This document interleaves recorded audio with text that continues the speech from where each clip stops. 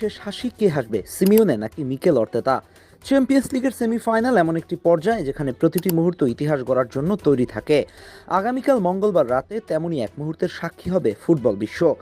Champions লিগের সেমিফাইনালের দ্বিতীয় লেগের এই ম্যাচে এমিরেটস স্টেডিয়ামে মুখোমুখি হবে আর্সেনাল ও অ্যাটলেটিকো মাদ্রিদ। প্রথম লেগে ওয়াল্ডা মেট্রোপলিটনাতে খেলাটি 1-1 গোলে ড্র হয়েছিল, তাই লন্ডনের এই রাতটি হয়ে উঠেছে কার্যত একটি ফাইনালের আগাম প্রতিচ্ছবি।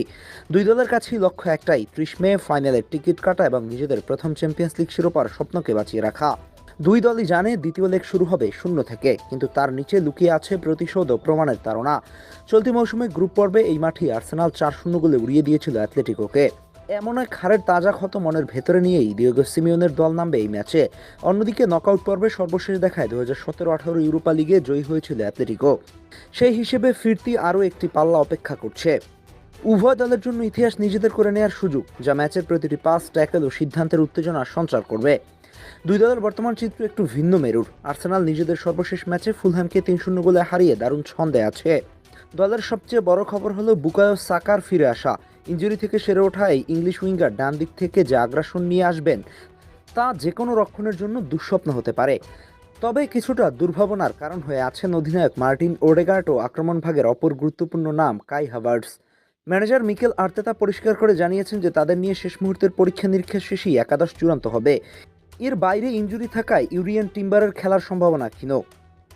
তবু আর্সেনালের আক্রমণ ভাগে ভিক্টর গিওকারেস, অ্যাভেরেচি ইজে ও লিয়ান্ড্রো টোডার্সরা যথেষ্ট বৈচিত্র্য ধার এনে দেবেন বলেই ধারণা।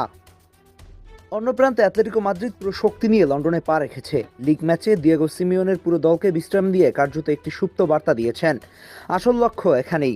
প্রথম লেগে গোল করা হুলিয়ান আলভারেজ ছোটখাটো শারীরিক সমস্যা কাটিয়ে দলে ফিরেছেন এবং আক্রমণে ভার নিতে প্রস্তুত।